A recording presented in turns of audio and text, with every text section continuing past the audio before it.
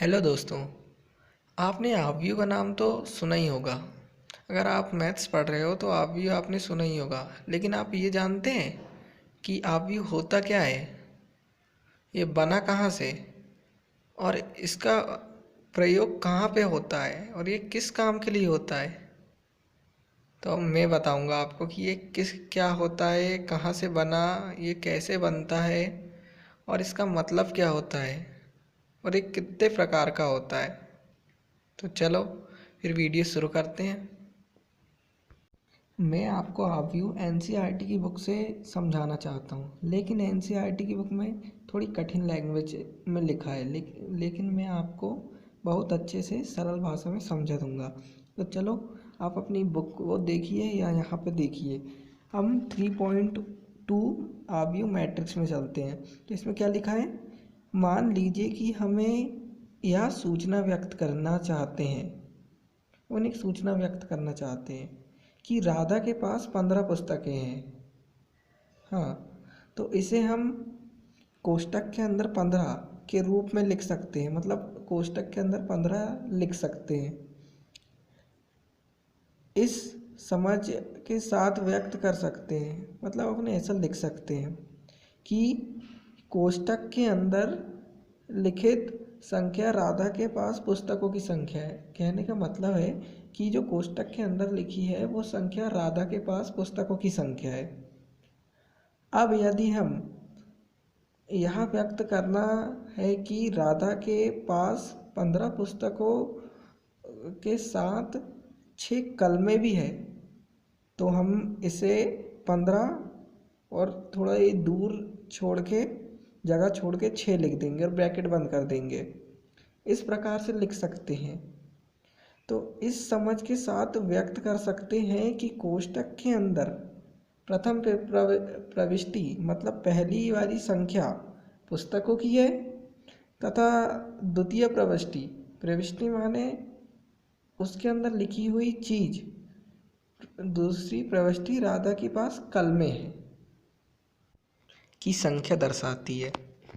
अब मान लीजिए कि हम राधा तथा उसके 2 फौजी मित्र तथा सिमरन के पास पुस्तकों तथा कलमों की निम्नलिखित सूचना को व्यक्त करना चाहते हैं। मतलब कि राधा के साथ साथ उनके 2 फौजी मित्र और सिमरन के पास भी जो पुस्तक और कलमे हैं उसको सूचीबद्ध तरीके से व्यक्त करते हैं। तो चलो क्या लिखा है, राधा के पास 15 पुस्तकें हैं तथा 6 कलमे हैं। ठीक है। फौजियों के पास 10 पुस्तकें हैं तथा 2 कलमे हैं। सिमरन के पास 13 पुस्तकें तथा 5 कलमे हैं। हमने ऐसे इसको जमा दिया। अब इसे हम सारणिक में निम्नलिखित प्रकार से व्यवस्थित कर लेंगे। आप सोच रहे होंगे सारणिक क्या होता है, तो सारणिक के बारे में मैं एक अलग से वीडियो बना दूंगा। तो नीचे लिखा है, राधा पुस्तकें 15, कलम 6, फौजिया 10 पुस्तकें 2 कलमे, सिमरन 13 पुस्तकें 5 कलमे। तो हम इसे इस टाइप से भी लिख सकते हैं। अब हम इसे निम्नलिखित ढंग से व्यक्त कर सकते हैं। तो क्या लिखा है, कोष्टक के अंदर 15, 6, 10, 2, 13, 5। ये क्या लिखा है, आड़ी मतलब पहली पंक्ति, मतलब पहली पंक्ति में राधा की चीज़ें हैं, दूसरी पंक्ति में फौजियों की चीज़ें हैं और तीसरी पंक्तियों में उसकी दोस्त की। नीचे लिखा है पहला स्तंभ। पहला स्तंभ क्या है, पहला स्तंभ में पुस्तकें हैं, तीनों की पुस्तकें। और दूसरा स्तंभ क्या है, दूसरे स्तंभ में तीनों की कलमें हैं। तो हम इसे इस प्रकार से व्यवस्थित कर सकते हैं। आपको यही मैं एक और बात बता दूं कि पंक्ति को इंग्लिश में रो बोलते हैं और स्तंभ को इंग्लिश में कॉलम बोलते हैं। आप इसे याद रखिएगा। अब इसे एक और अलग तरीके से भी रख सकते हैं। तो नीचे लिखा है अथवा।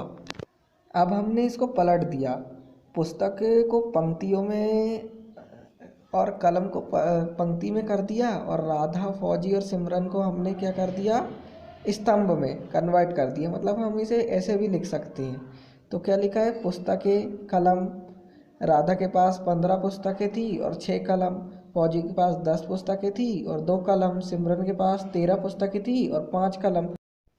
तो हम इसे इस प्रकार से भी लिख सकते हैं, पंक्ति को स्तंभ में, स्तंभ को पंक्ति में बदलने से कोई फर्क नहीं पड़ता है। तो हम इसे इस प्रकार से भी लिख सकते हैं।